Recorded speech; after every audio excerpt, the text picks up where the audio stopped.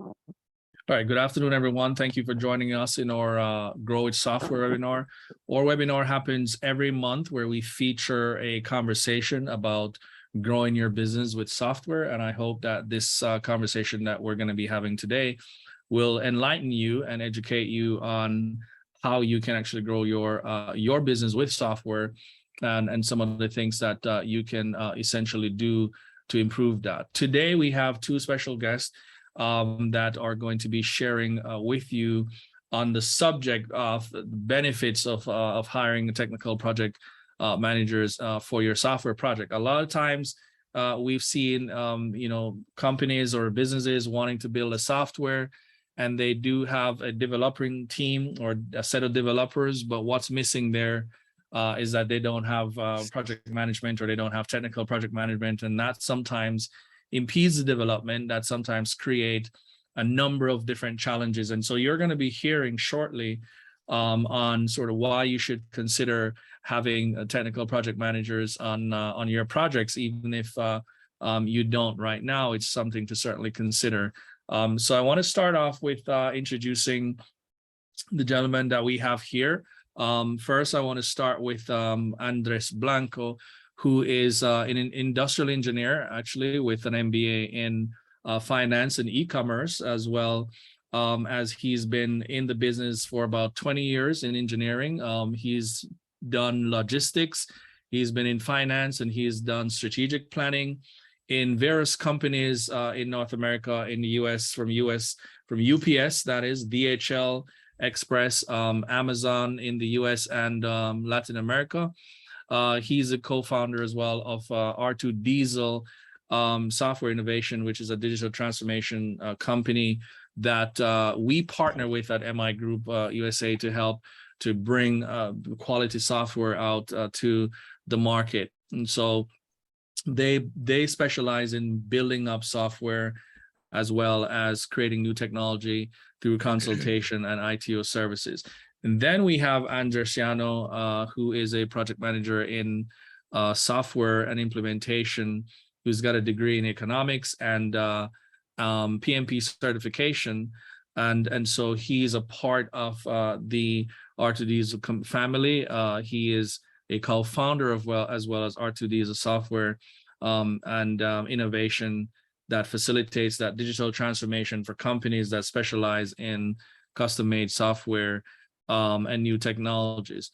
Andres manages teams in Canada, USA, Italy, and LATAM regions. And so he's successfully launched to market global multi-asset trading platforms for stocks and derivatives for electronic trading. And so, gentlemen, thank you for participating here today. We are excited to learn from you. And so I think part of why we enjoy the partnership between R2D and MI Group is for this exact reason, where we can share our knowledge and do the things. And we work together now on software projects to realize the outcome that would benefit our clients. So I'm going to hand it over to you to begin your discussion. Thank you, Ricardo. Good afternoon, all. First of all, let me share my screen right here so we can start.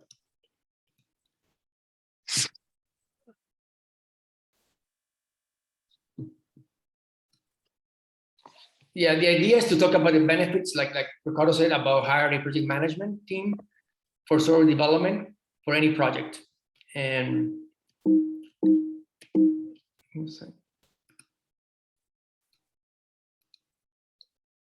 when I start, explaining a little bit about what is a project manager.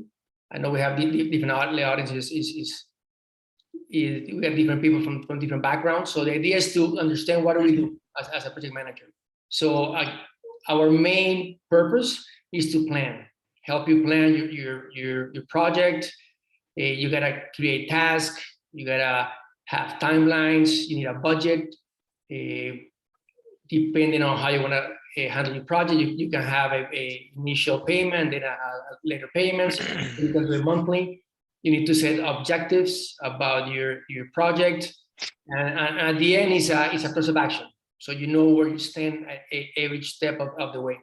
and we call that a critical path. I'll talk a little more about the path in the next slide. We stay in communication, constant communication with the stakeholders, with the programmers, with the product owners. That's vital, that communication, so we can make changes and react quickly to any issues. When we do these projects with Andres for different companies, we're big on accountability. I believe we should own the goals, the KPI that the customers is established. Also hold accountable our side, also hold accountable our programmers or their programmers, as well as their product owners. We believe that increases confidence, and that makes the process much smoother. Also, we're big on ownership. We believe on not passing the buck. We believe on results. We want to build trust with our partners or our customers. And at the end, that's going to take us to a successful project, on time, high quality, on budget, and always trying to prevent overcost. We know it's not easy. There's always roadblocks. There's always changes. But if there's a plan in place, you can react quickly and adjust to any circumstances. We follow the project life cycle.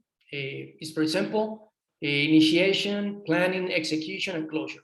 Sounds easy, but I mean, there's a lot involved. But at the end, this is just a circle that we go around, controlling, monitoring, and making adjustments as needed. Definition of project management and planning, organizing, directing the completion of specific projects, ensuring these projects are on time, on budget, and within scope. So those are the basic skills and needs of a PM. And like I mentioned before, we help with the planning, organizing the project, organizing your staff, making sure you have the right staff, a back end, front end, a product owner, make sure we have direction from the stakeholders, and we're always in control. So we know what's going on at each step of the process. What's the hardest part on a project? We believe is to set up a timeline. It's not easy because if you don't have the right requirements in place from the beginning and you start making changes, that's what you start seeing problems and delays. So the critical path is when you start from start to finish and you define the necessary resources and tasks to get the project completed. We also help organize the project by being very clear about the deliverables, being very clear about what's needed, and so you can always focus on what's need to be done at a certain step of the way. We work very hard on getting accurate time projections. It's a time scale where you can project different tasks at different times. If you have any tasks that need a prior work or has a dependable on other steps, so we gotta be clear on the steps, make sure we get those done before we go to the next step. And that also prevents backtracking or changing your timeline. And at the end, it's about the customer. You gotta keep the customer happy, the stakeholder happy, warn them and advise them and try to anticipate any issues and communicate to them that what's going on, so they know there's issues, but they're being solved and there's a plan to get it done.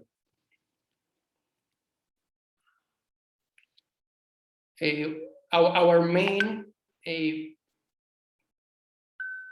project or our main focus is to make sure we have always a roadmap in place, and that gets done with the getting all the requirements in place, make sure the tasks are in order and in sequential order, and break down the different activities, and get all like always with the stakeholder involved in the process.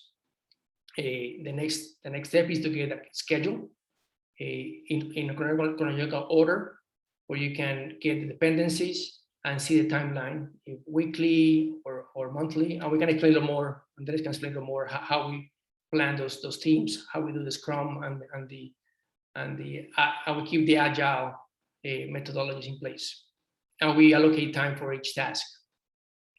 And at the end, our purpose is to make sure we get a true estimation of how long the project is going to take.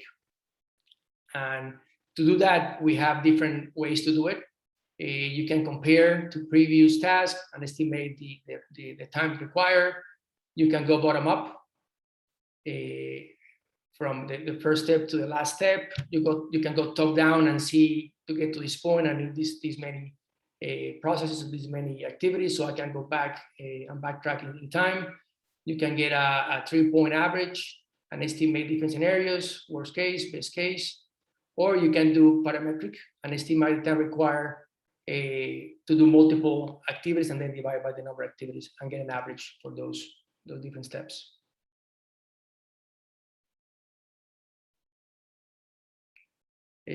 So at the end is this: find all potential paths, what's required, what are my dependencies, and the critical path. That's something that we all look for, is to make sure we have all activities accounted for, and we know where the delays might occur, and be prepared to react as quick as possible. And we have different tools. We got the Gantt chart. That's what we recommend to use. And we'll show you some examples so we can know graphically and weekly or daily the progress of each stakeholder of the project.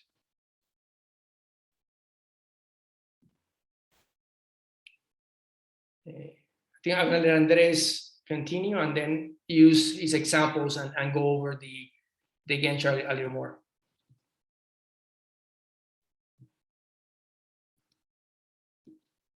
Okay, great. Thank you, Andres. That's awesome. That's great. I'll share my screen if I may for a minute. So Ricardo, I will request for a screen share. So thank you for that. What we'll do essentially is slideshow here. Okay. Definitely there's a lot of other to-dos in project management. Definitely Andres touched on the very important ones. If we can put it in a graph, I think it's important to understand that projects come in different flavors. Could be projects that the idea is only initiating, meaning that you guys have a go-to-market kind of a goal, but in order to get there, you first would need to define what is it that you're doing. So if in the context of software development, it's important that you understand not only your end product, but the architecture behind it. The reason is because in software development, if you pick the right architecture, then you should be able to meet the needs not only of today, but of tomorrow in the future. That's called, in other words, scalability. So to pick the right solution sometimes is not easy. One thing that we do recommend is to do prototyping. Okay, so for example, in this kind of linear path that we're showing you from left to right, as project managers, what we need to first is understand the project. We're not the owners of the idea. You guys, the entrepreneurs, are. So first, that conversation is super important, to understand and define what is it that you guys are trying to do as entrepreneurs. Then we need to also establish why maybe a prototype may be important before you go to market. And a prototype essentially is a workable application. It can be kind of a website, it can be an app, it can be some sort of platform, essentially. And what you do with that is just validate your concept before you send it to market. It does cost a little bit more in terms of money and time. Everything is a factor of resources and time, right? But if you're able to mature that idea before it goes to market, then you're in a better position. Once you establish that prototype and you validate it, it can be internally, like meaning with few people. It can be a beta test, meaning like just a broader group. or it can be just a region. So you're already a company that is established, but you want to try a new service using a subset of your current market or new market.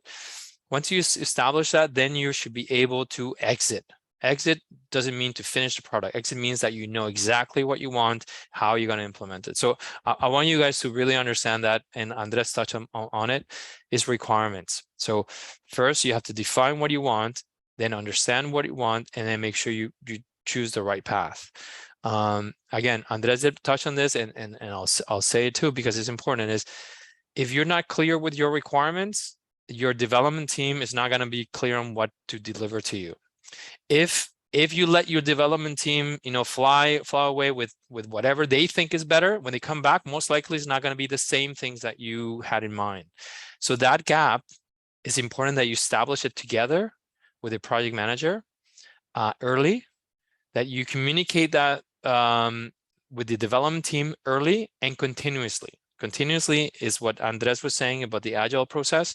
There's methodologies, not to go into a lot of technical stuff, but there are methodologies like agile that allows you to meet on an iteration basis, on a regular basis, and discuss what's being delivered, give you a small version of what's being delivered. You as a product, as an idea builder, or as an entrepreneur, or as a product owner, there's many definitions, but as a stakeholder, you're going to validate those small steps early in the process and say, yeah, I agree with that, continue with the next step. Then in the next iteration, you will jump into that next kind of stepping stone, and you're going to basically always move forward based on what you approved before. Therefore, by the end of your cycle, you have a better understanding of what is basically going to be delivered, but B, you have already acknowledged that what's being delivered was good enough. Right? And any questions so far? Because this can go, we can go really deep or not, but I just want to open first for questions, guys. Okay. All right. Well, we'll continue. So at the end of the day, we are project managers. We're enablers. Okay. So what we do is we're able to understand basically what's, like in theater, right? What's in front of the stage is very important. That's what your customers see. That's the experience. And then what's behind it. Okay. So I like to say the 80-20 rule. So 80% of the work is in the backstage. People don't know how much work it is. And 20% of what people see, right? So when you have a product out there, people will like to click and will comment on the colors and obviously the experience. But in order to make all that happen, 80% of the work is behind the scenes.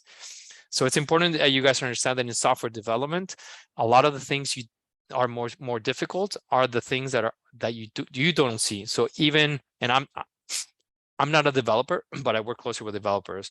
I can tell you that they do a ton of work that a lot of the end users don't appreciate. And it's important to acknowledge that. So 80%, I'm going to repeat that, 80% of the work happens behind the scenes. We call it the backstage or the backend system. And 20% is what you or us humans see. So it's important to mention that. Okay, so prototyping. Let's just see an example, right? Of what things that we do to better communicate with the customer. When I say customer, I mean from a project management perspective with you guys, the entrepreneurs. Okay, so we have to define is essentially a path. What is it we're going to build and how we're going to build it? So let me show you just momentarily. So this is what's called a I just want to check. Can you guys see my screen? I'm actually saying a diagram. Yeah. Yes. Yes. Okay, excellent. So this is what's called a customer journey. So in a customer journey, it's important in software to know all the steps before you go and build something. So this is basically an application where it was an e-commerce site where a consulting company was selling their time. So consulting saying, okay, if you want our consulting services, you can book us for 50 minutes, 30 minutes, 2 hours, whatever. So people had to register. So potential customers would have to register, and so on. So this is just a very simple kind of workflow. So be basically, okay, have you registered? Have you not registered? If you register, then go to the next step. If you haven't registered, then go to this step, and so on. So as you see, this looks complicated, but trust me, it's not. This is important that you guys are able to think in words, but also think in flows. Anything in software development is about a flow. It's always a yes or no. If this happens, then you do A, and if this does not happen, then you do B. So always think it in a flow mode. It will help you conceptualize your ideas better. And 2, it will help the development team understand in a logical way. I know some of us are not very logical or think like developers, but this is the language that is best suited to have the both worlds combined, right? I'll show you another case where essentially this is a case where we're doing a logistics platform or solution. What does that mean? Essentially, we have goods and services coming into a warehouse, and then we have to take inventory of those goods and services and then redistribute them to a different location. All right. So what you see here is during that initial development process. So this is the end process. Okay, it looks like an end process, but this could also be the beginning of the conversation with the project management team. Okay, which is, okay, let's define what is our business requirements. Okay, let's map out the customer journey, and then let's define what are the technologies that are best suited for the service. So there's a lot of back and forth with the project management and the business team to define basically what we're doing, but 2, and Andres touched on this, estimate the effort. Okay, so effort are based on what technologies we use, what resources we have in order to execute those specific technologies. And 3rd, and Andres also talked about this, make corrections along the way. Okay, so as you define processes, you find that you need to provide either more efficiencies or you hit what's called roadblocks. So for example, here we need to take inventory. So we probably need a little scanner that essentially looks at a label, whether or a barcode. And that barcode is incorrect, then we have to maybe print that. So obviously we need a hardware there. We need a printer in order to print a new printer. Then we need to rescan that. Okay, so I don't want to go into details, but these are examples that technologies that we choose are important. A, and B, that during the process of development or discovery, you're going to find different solutions. Solutions A, I'm going to repeat myself, A, so that because it's important again. A, either to find points of optimizing your project, time or money, right? You find solutions that are more efficient or cost less money. Or B, because you find roadblocks. Okay, so roadblocks are very common in projects, just like construction. Roadblocks will always happen. Something will happen. What's important is how you make the corrections. So if you have a good project management team, you're able to have the communication in place in order to surface those problems or issues early, and 2, to have to communicate as a team. Not everybody knows everything, of course. So as a team, you find the best solutions for your current problem. Okay. We have 4 minutes, so I just want to open up for questions. Any questions before we continue? Okay. So, all right. Let's just go back here. Current slideshow from current slide. Yeah. All right. So if we were to go back here and just look at some of this project activities, you're probably more familiar now with a lot of things we've discussed on the call, but I want to highlight this one guy. It's called documentation. Lots of projects. Everybody's eager to get going, and the last thing people would care about is documentation. Documentation takes time, but it's so important. Why? Because if you have attrition, meaning that your project loses resources for one reason or another, people leave, situations happen, you don't want that knowledge to fly away with them, okay? So I would highly suggest in your projects, you budget, and that's a keyword, budget for documentation.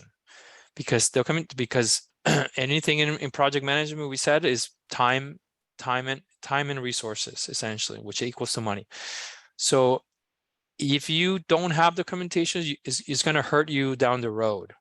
So you need manuals on how things work. You need a network diagram to make sure to understand how your network works.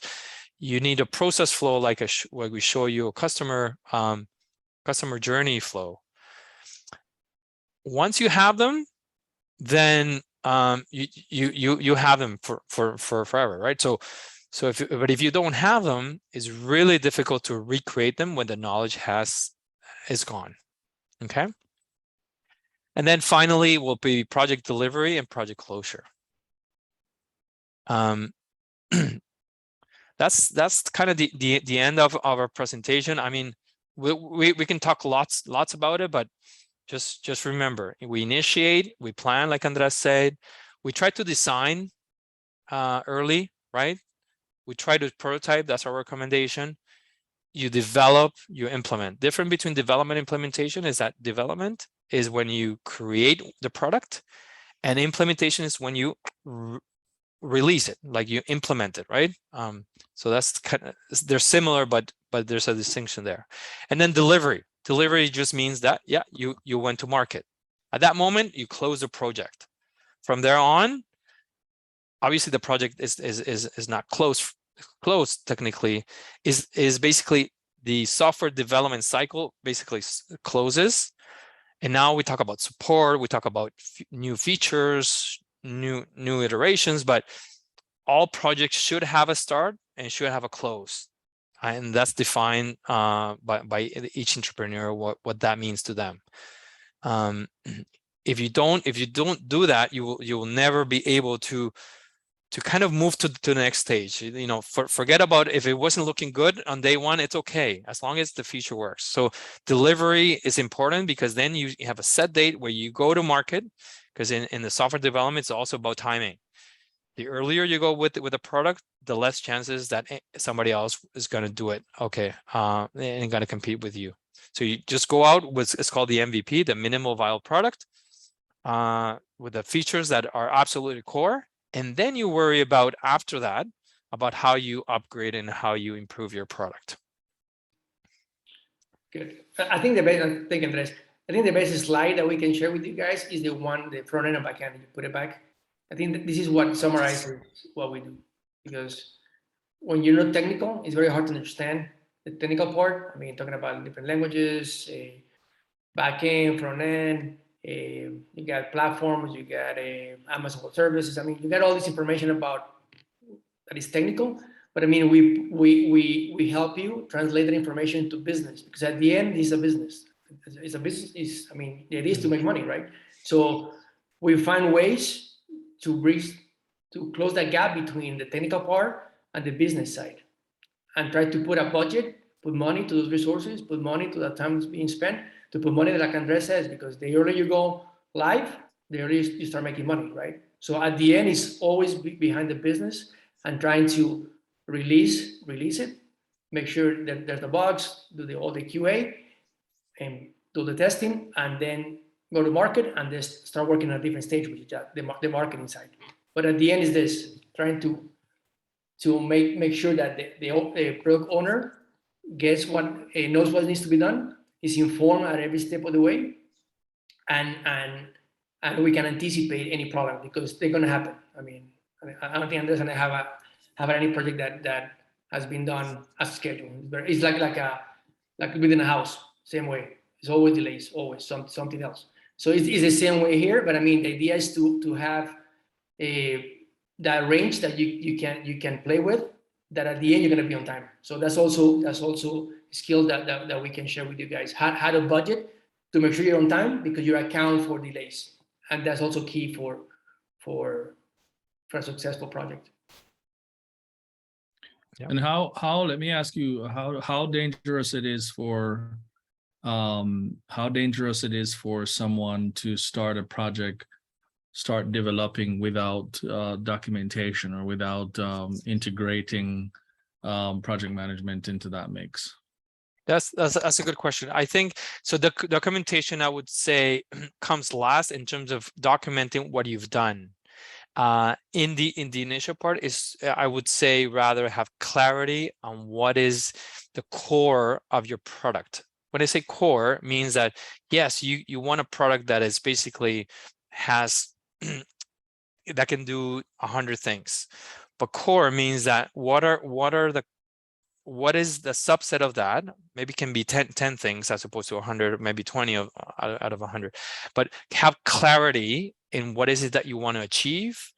And that's what will drive the project in terms of technology to use, in terms of resources to use, and then in terms of the best practices to use to achieve that.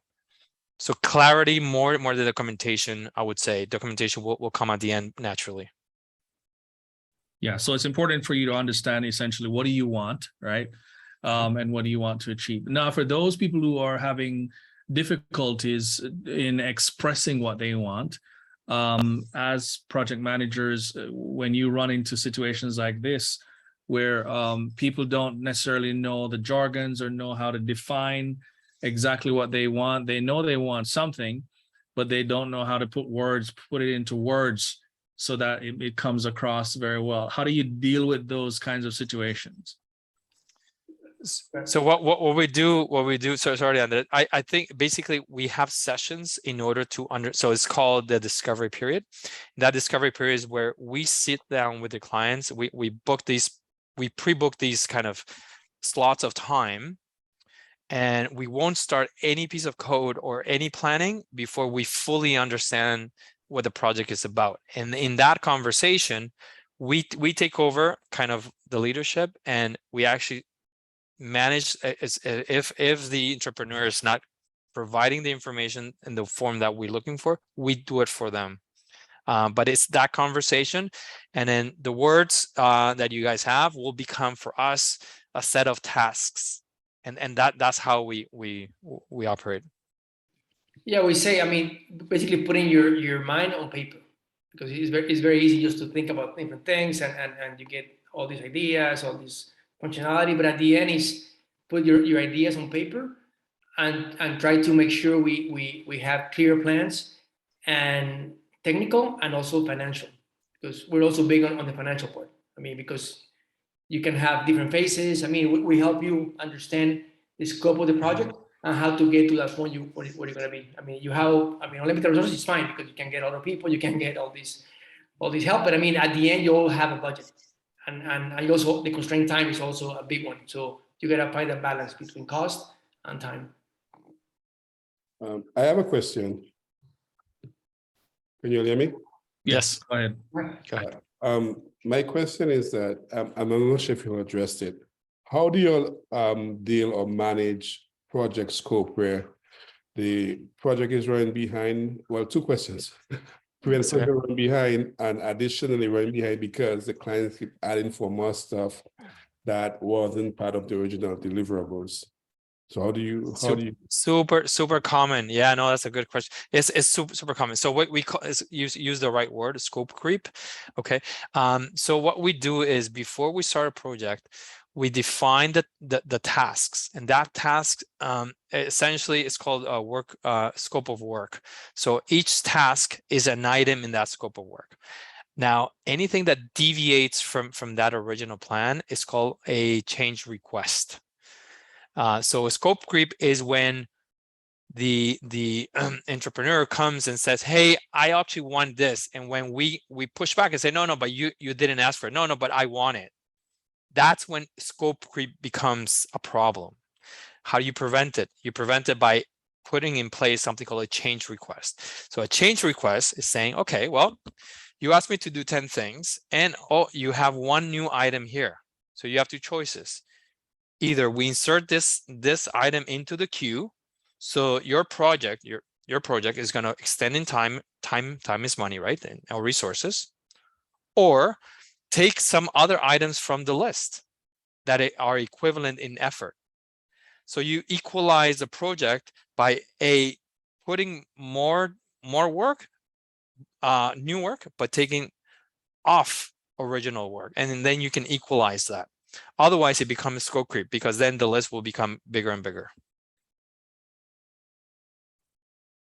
All right, great. And the other question, then, how do you ensure the project stays on time? That's all the function. Essentially, it's all a function of planning. So if the plan starts to deviate, so we do as project managers, we raise our hand and tell you, hey, your project is deviating. So like a building, right? A building can collapse right away in front of your eyes, but really there are certain things that will happen before that collapse, like some signals before that. So constant communication helps, not preventing, because you can't prevent. It's very difficult to prevent, but it helps you to foresee things are starting to change, and therefore either you action quickly or that change will continue to accumulate. All right, great. Thank you. Yeah. Awesome. I don't know if there's any other question that you might have. As I'm thinking about it, a lot of times too, from our experience in dealing with entrepreneurs and businesses, it's there is typically a set budget, and so sometimes they don't want to go over that threshold, but they want so many different things. How does the project manager aid in helping to decide what's important and what's essentially urgent, what is urgent, what's necessary at this particular stage, so that we understand that everything can't be included, but we want the most important things that's going to really help the platform or the application to be successful? How does project management help in determining those factors? Go ahead, Andres. We just go. I mean, it's about priorities. I mean, it's about the most valuable. How do you call it? The MV. The MVP, just like in basketball or sports, is MVP, but for us, most valuable product. And that's the key. I mean, what's needed for you to be successful, or what do you want to achieve with this project, with this development? And then, because it's easy to do it that way, and then get it going, because at the end you gotta put it on the market, you gotta start testing it. So get it going, and then we can have phase 2 and do enhancements, and then maybe you have more budget at that time. So the idea is to plan it so you can have a product that is viable, that is high quality, that you can use, you can sell, you can prototype, and then you can start thinking about enhancing it and make it better.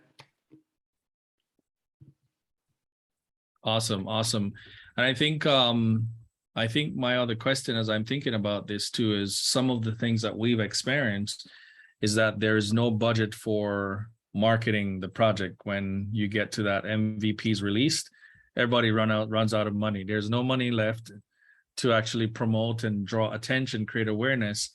And it's a big part of why in the App Store, the iOS store, the Android store for these mobile apps, for example, or even online, there's so many websites that has gotten less than the average amount of visits or downloads, exposure essentially. And that's a big part of why, because there's no planning for how do we drive the awareness. And as project managers, do you actually consider that as part of the discovery conversation, or as part of the planning, to integrate the creation of awareness, drawing attention to maybe that first cohort of users? How do you plan for that as part of your project planning, or do you leave that out to a very different set of PMs or planners essentially? No, that's a good question. Actually, when we first started the company, we did not focus on marketing. And then naturally, those questions started to appear as soon as projects were finished. So we do offer today that availability, that capability, sorry, for strategically plan for a marketing launch around the product. There's different strategies for that. There's something called outbound marketing, something called inbound marketing. There's organic ways of growing your product, of course. There's really budget-driven kind of initiatives that are very aggressive. So those conversations, just like any other project, have to happen, and ideally early. What is early? Early is when you have a line of sight on when your project is going to end. So you don't need that at the beginning, because your development, cycle might be a little long. So timing that is hard. But as soon as you have a line of sight when your project is going to be due, like delivered, then start really thinking about marketing. Marketing is like you said, you hit it right in the nail, because there's so much competition. There's so much fight for attention right nowadays. Everybody's promoting their own thing, so it's harder and harder. It's not impossible. It's getting harder, but it's not impossible yet. So we do encourage you guys to, again, plan and set a budget, like Andres said, because it's all a function of what you want to do and what budget you have, and then find the right strategy. We also always ask the question, how are you going to monetize this solution, this software, this app? And then, like Andres says, is the following question. I mean, how do I do it? You got to market. You got to find a marketing agency or someone, or you're going to create your marketing strategy. But that's always a question that we ask, and that we learn with experience. We learn to ask and to take into account for your budget and for your timetable as well. And we partner with different companies as well, because in the marketing arena, so it can help us as well, because that's the next step. You get a product, you gotta sell it. How do you sell it? You gotta market it. So Yeah, no, and that's valid. And I think for one thing we like to tell people to think about building a software like building a house, and you referred to it earlier too in your conversations. One thing that I've particularly noticed, and I don't know how many of you have noticed, that on construction sites, way before you see any block or any building coming up, there's always some big banner or something on the fence that says, hey, we're going to be putting apartments here or retail complex here, and it's going to be in the 400s, or is it going to be in the 200s? They're already putting price. They're already putting like a nice little picture of what it's going to look like. They're putting ways for you to contact them and sort of get involved. And as marketers, we like to think about building software just like that, to kind of create that experience before the site is even launched, before the app is launched, the platform is launched. You want people to begin to raise their hands about what you're building. And if you do it right, when you pass these construction sites, and if you ever call to find out how you can be a part of this opportunity, that means you are sold on something. Something on that sign told you about the construction that's going to happen. And even before seeing anything, ground hasn't broken yet, it's just wrapped around with fencing, you are already begin to inquire. And at that stage, in the software stage, that's really what we call the pre-marketing phase. And that's really just how do we begin to tell people that we're going to be doing this. I mean, you already know you're going to do this, so it's not a matter of if. You already passed that stage, but how do you really share this kind of information with people way in advance, so that they can begin to express interest? You can pique their curiosity. I want to know more about this. This sounds like it's exciting, and that will allow you to, when you hit the ground, you're hitting it running. Because the biggest mistake that we've seen a lot of businesses make is they begin to think about marketing, they begin to think about awareness. Now that the site is live, now we need to go market it. Now we need to go create awareness. We need to go run some ad. And for us, that's too late, because what you should have already been doing 3 months, maybe 6 months, even before you launch, that software, you should already begin to have conversation and letting people know what you're planning, what you're doing. Another great example is how Apple actually gets so many of their iPhones sold every year, or so many of their products sold every year. They have this conversation way in advance, and they give you previews about what's to come. And you know, from May or June, you're already having those conversations. Apple is already talking to you about that, and you get ready. And by the time November comes around, or whenever this launch, Apple has always been successful in getting a bunch of people lining up at their store from 4 o'clock in the morning, waiting in line until the store opens just to get their hands on that product. And you ask yourself, how on earth did they do that? And that's because they think about these things all the way in the planning stage, right? They're building a product, and this product is for a group of people. Now, you don't always develop software for the public. Maybe you develop it for internal purposes, but it's also important, even if you have a small or a large team, it's also important to rally your team around the idea of what you're doing, so they can get excited. Because the worst thing to do is to invest so much money into building a software, building a platform, an app, whatever, and nobody ends up using it at the end of the day. And it feels like what you will see on a construction site, where all these new buildings are up and the fencing is down and there's nobody living there. And you're like, what a waste, right? And it's almost kind of like, how do we avoid that? So the biggest thing you can do for yourself, I think, is to consider, as you monetize, think about, how am I going to monetize this software? Also think about, how do we get the first group, the first cohort, we call them cohorts, so cohort by cohort, how do we get the first cohort of users to be excited about what we're actually doing, so that we can be successful? So I just thought I would share that. Any other questions from anyone else before we up off here? Now is your time to ask a question. This recording is going to be available. We're going to be publishing it, by the way, so that you will be able to have access to it and share it with others. So I hope this was really helpful. But we'll take maybe 1 or 2 more questions from you and try to bring this home. Sorry, That was Siri. That was Siri.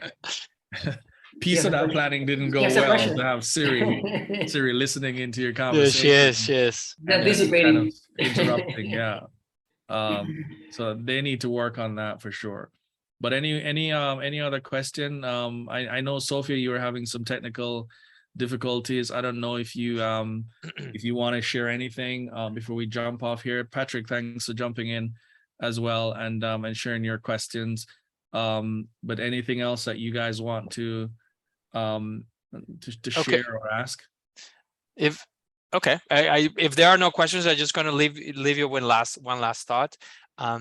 Also think about your exit strategy down the road. So, okay, you develop product, you have your marketing, and it's doing great. So what we also offer with the R2Diesel team, and Andres is a guru on this, is the financials. So once you have a working product or prototype, and you want to acquire basically new capital to grow more, or as an exit strategy, it's also something to consider. There is a way of presenting the numbers, the forecast, in order that you get rounds of funding, and that's at a later stage. And I know we're discussing the initial stage, but also think, okay, well, what is my exit strategy, right? So once I have a product, what do I want to do with it? Just know that there's also a process when you want to acquire new capital, or you want to be have a profile of yourself for the product in order to be more attractive for other people to take over. I'll leave you with that thought. Awesome. Thank you so much. Andres, do you have any final thoughts? Thank you all for being here. And also, I think that analogy, Ricardo, about the house, I think is the best example to explaining a lot of things, because I think they got it down, these guys in construction and Yeah. projects. It's all about anticipating, getting that excitement, planning, the vision along the road. So I think we can learn from them. And like Andres says, always have a vision and have your end goal very clear. Absolutely. Well, thank you guys. I really appreciate it. Thank you for coming and participating. We'll have another one of our webinars coming up next month. Every month we try to encourage and talk with the community about how do you grow with software. And Mark Andreessen, and you might know who that is. He is one of the initial founders or co-founders of I think it was a browser, the Firefox browser, and he's gotten Netscape. Netscape, right? I think so. He's gotten Yeah. pretty big. He's gotten pretty big. He's got his Andreessen Horowitz, the funding company, VC company out in out west. He'd also always talk about software is going to eat the world, and as you think about what that actually means, when you think about how software will be eating the world, I think that's going to be an amazing. That's an amazing sort of conversation that he shared. And every bit of thing that we do today, every industry, every sector is impacted by software. And so as you get ready to share your big idea and to work on your project, I really hope that this conversation was helpful, and I hope you were able to take away some good gems from this. And we'll see you in another Grow It Software webinar as we try to help the community to essentially grow with software. So thank you all for coming, and we certainly appreciate you joining us today. Thank you, guys. Take care. Bye. Thank you.